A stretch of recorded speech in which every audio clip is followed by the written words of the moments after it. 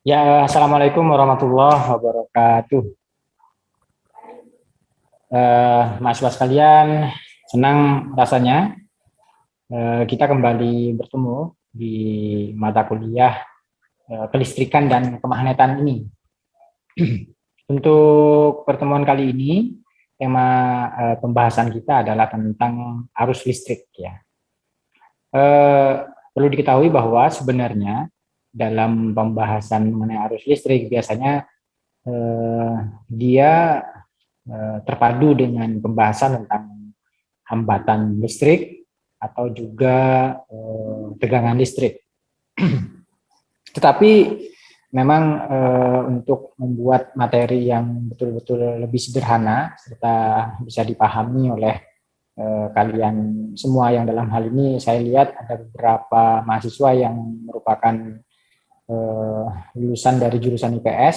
Saya berpikir memang step by step itu akan lebih baik ya. Jadi kita breakdown perkuliahan kita menjadi lebih sederhana, tetapi betul-betul kalian bisa memahami pada aspek yang mendasar ya, pada pemahaman-pemahaman dasar sehingga nanti ketika kita beranjak untuk memahami sesuatu yang lebih kompleks, termasuk juga penghitungan-penghitungan matematis, kalian tidak menjadi ragu lagi ya, karena ada pada aspek-aspek dasar, pada pemahaman dasar itu kalian sudah betul-betul memahami dengan baik. Itu pengantar saya. Kita awali dengan sebenarnya apa yang dimaksud dengan arus listrik ya. Jadi arus seperti halnya kalau kita berbicara tentang air, maka ya dia adalah sesuatu yang dihasilkan oleh air yang mengalir ya. Tapi karena ini kita berbicara tentang listrik, maka yang mengalir ini bukan air, tetapi muatan listrik ya. Jadi ketika muatan listrik berpindah, maka mereka akan menghasilkan aliran listrik atau yang lebih dikenal dengan istilah arus listrik ya. Perpindahan muatan listrik ini berlangsung pada bahan konduktor ya. Jadi kita sudah belajar itu. Jadi ada bahan-bahan yang dia bisa menghantarkan listrik dan kuat. Ada bahan-bahan yang ternyata sulit menghantarkan listrik yang disebut dengan bahan yang bersifat isolator. Kemudian arus listrik ini untuk pengukurannya itu dihitung dari berapa jumlah muatan listrik atau elektron yang mengalir pada suatu titik pada suatu waktu tertentu ya. Jadi pada satu waktu tertentu ada berapa elektron yang mengalir di titik itu. Nah, itulah yang disebut dengan satuan arus listrik. Yang satuannya adalah ampere ya. Tentu saja kita tidak akan sampai untuk membahas hingga ke arah elektron tersebut. Mari kita bahas dulu secara lebih sederhana apa tentang arus listrik itu. Arus listrik artinya ketika sebuah sumber listrik dia dihubungkan ya antara kutub positif dengan kutub negatifnya, maka biasanya akan terjadi suatu aliran listrik ya atau arus listrik ya. Jadi listrik mengalir dari suatu sumber listrik ya. Nah, sumber listrik biasanya adalah baterai atau misalnya generator. Jika di rumah atau di kantor-kantor tertentu kalian melihat ada satu mesin yang bisa menghasilkan listrik, itu disebut dengan generator. Atau listrik dari PLN ya. Listrik dari PLN ini sebenarnya juga berasal dari generator, sebuah generator besar sana di pembangkit tenaga listrik.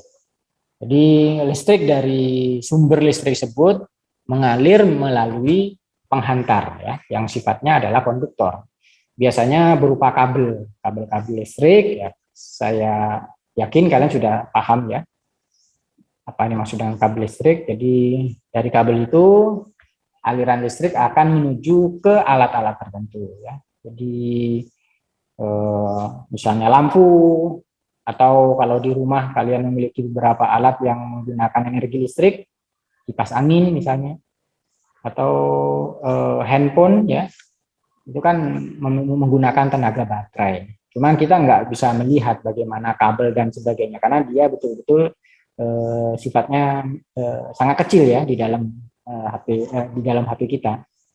Mainan anak-anak ada juga yang menggunakan tenaga baterai. Kita bisa bongkar dan lihat bagaimana bahwa di dalam mainan tersebut pasti ada baterai, kemudian kutub positif dan negatifnya akan tersambung gitu ya, sehingga terjadi aliran listrik dari kutub positif menuju kutub negatif.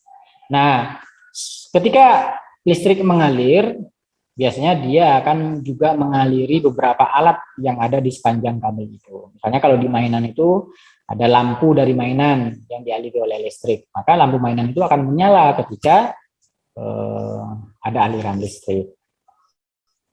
Nah, biasanya kalau dalam pelajaran fisika atau para ahli listrik, ya, para ahli elektronik, nah mereka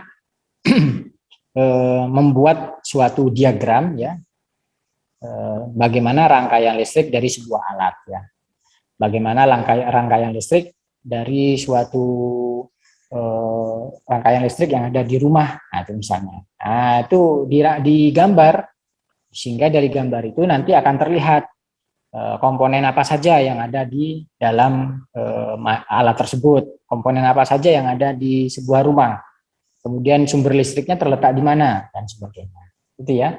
Jadi sebuah rangkaian listrik itu adalah suatu rangkaian di mana berbagai macam alat yang menggunakan energi listrik itu berada di rangkaian tersebut, ya. Jadi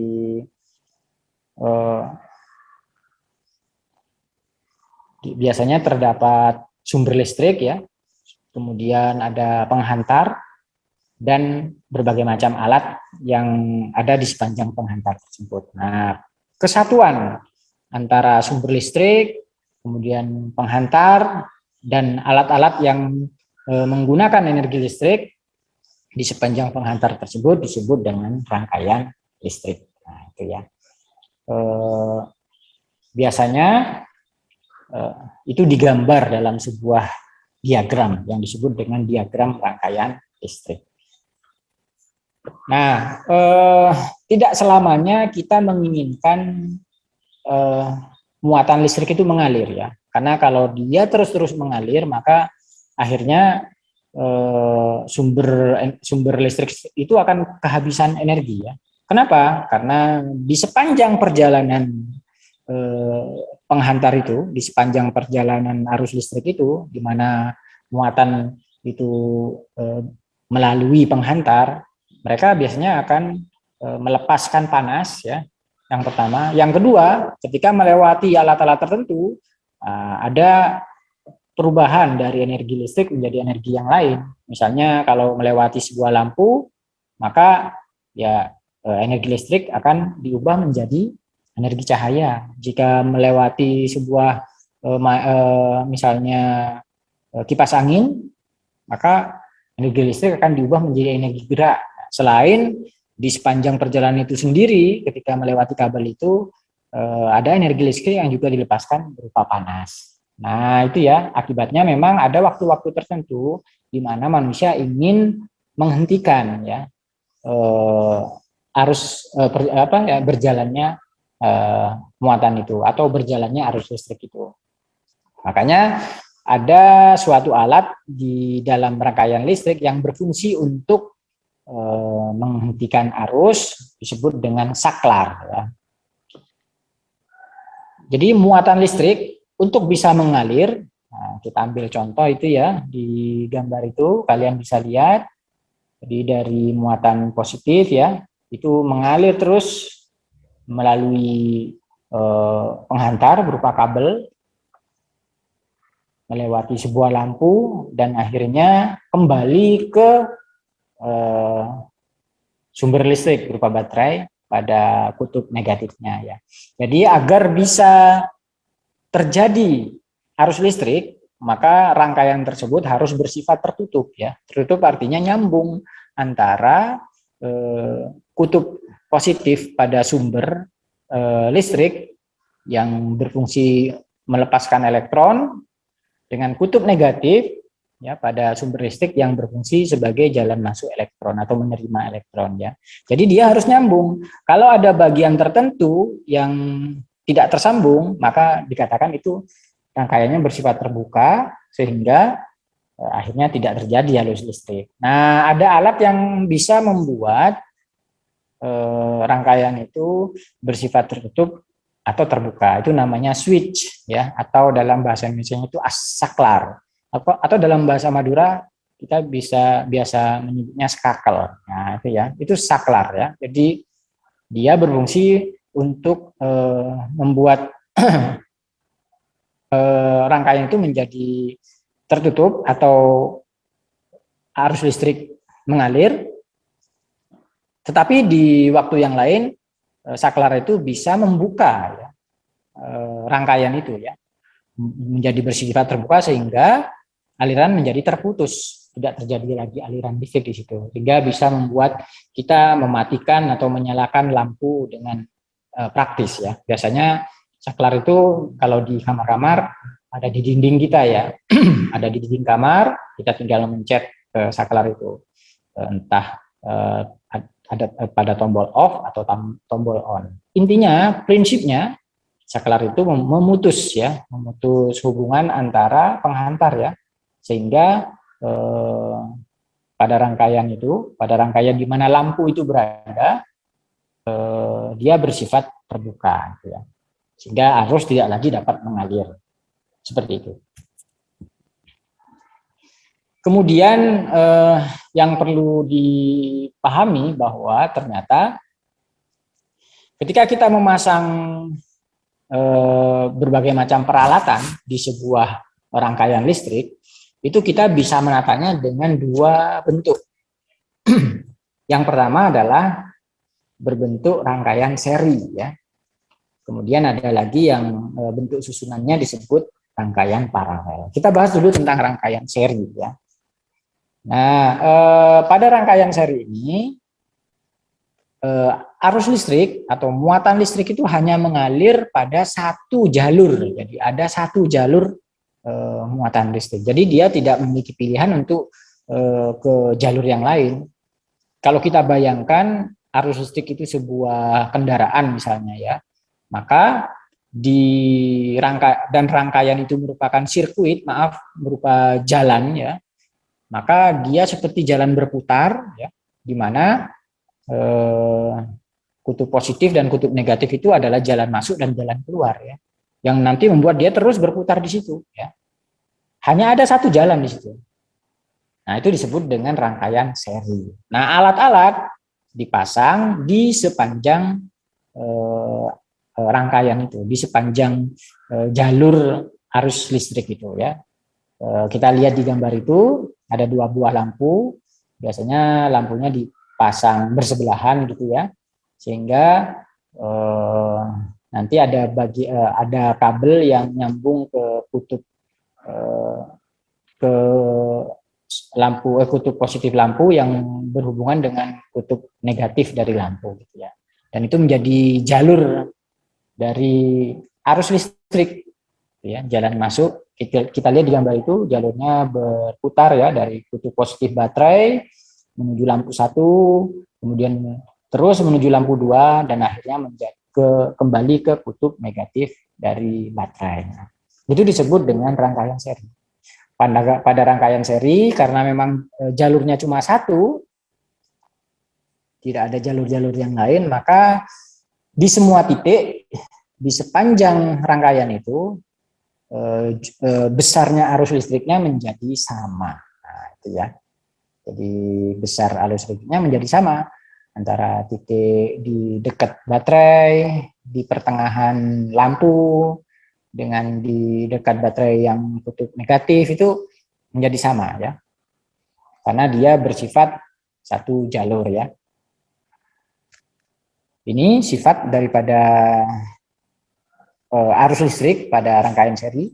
I, kita bisa membuat notasi I sama dengan IA sama dengan IB. Nah, itu ya. I itu kalau misalnya I itu titik di dekat kutub ya. Jadi arus di dekat kutub, di dekat sumber listrik kita anggap sebagai I. Sedangkan IA misalnya dia arus di dekat lampu A ya. Kemudian IB dia arus yang berada di dekat lampu B. Atau kita bayangkan IA itu adalah arus yang mengaliri lampu A.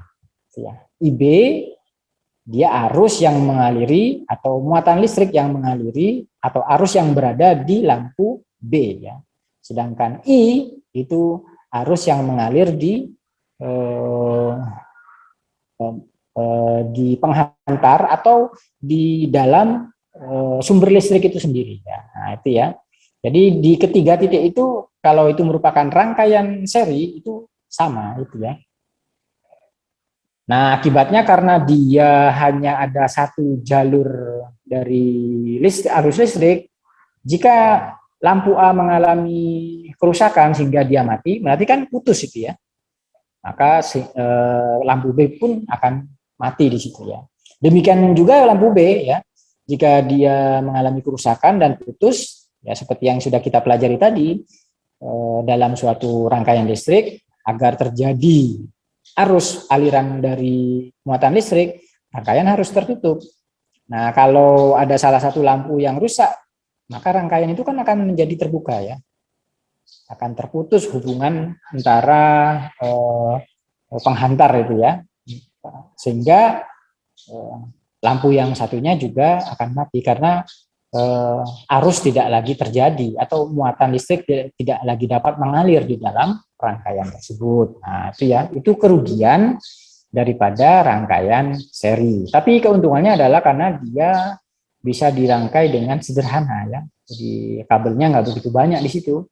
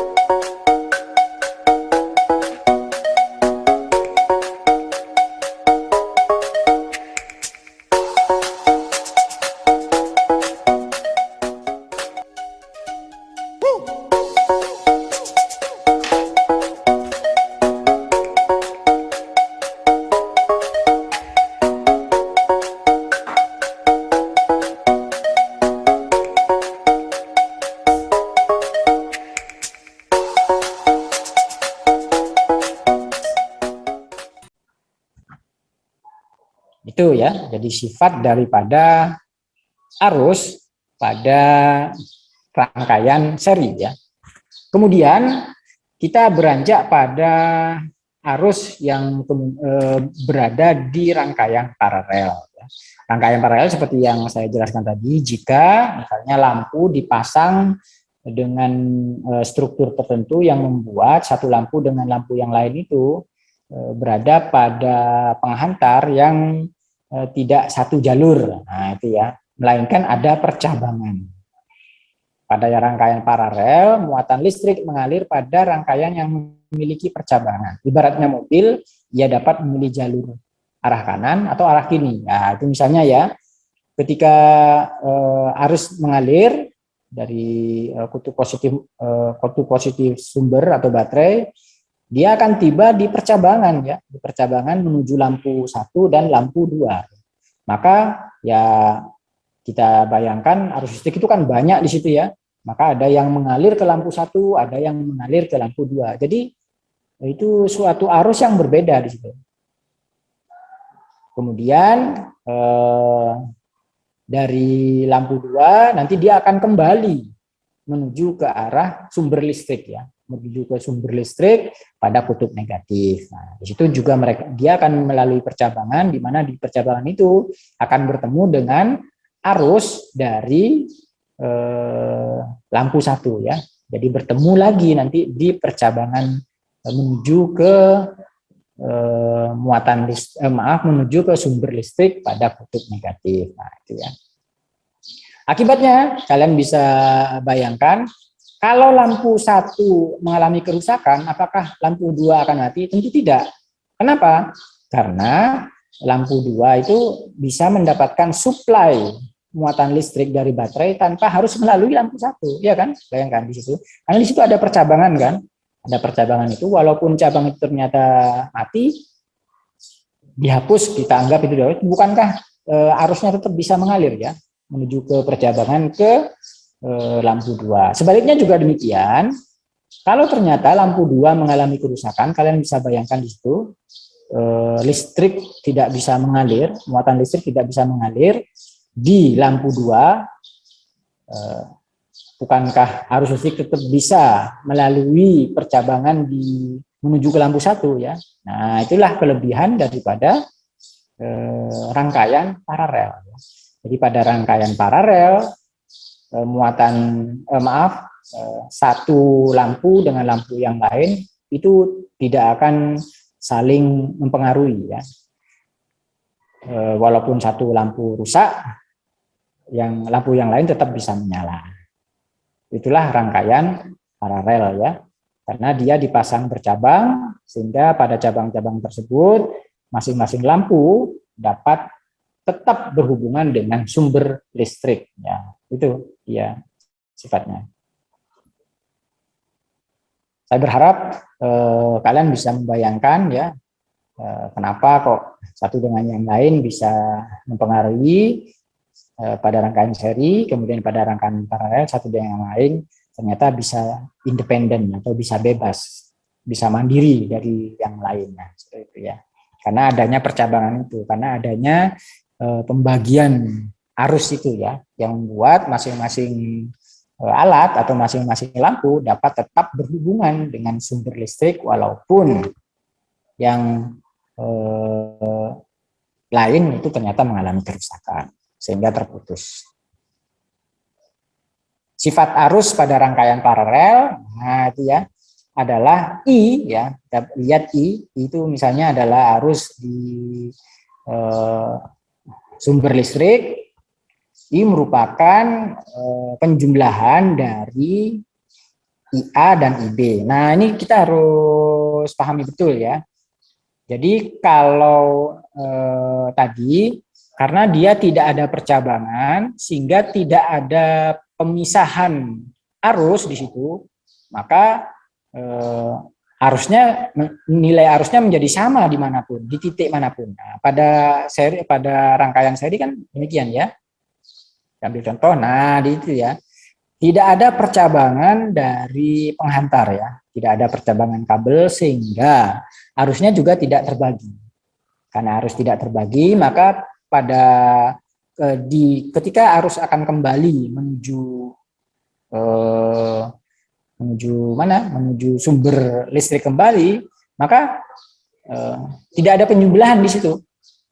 Karena memang rangkaiannya cuma satu itu ya. jalur arusnya cuma satu, sehingga di setiap titiknya sama. Ya. Nah, ini berbeda dengan pada rangkaian paralel. Ya.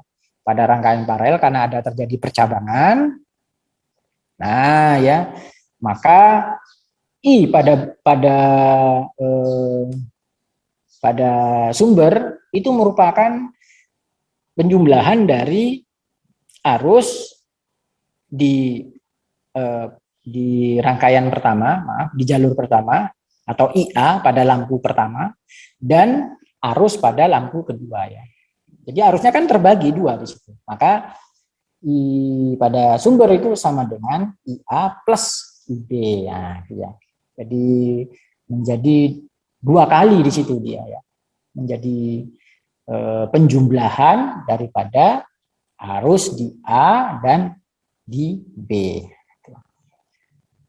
Nah, karena kedua lampu ini dapat sama-sama terhubung dengan baterai, maka dia tidak mempengaruhi satu dengan yang lain, sehingga besarnya cahaya yang dihasilkan pada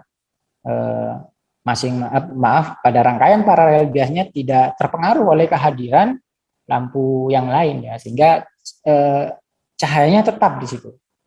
Arus yang mengalir adalah sesuai dengan permintaan arus dari lampu tersebut ya.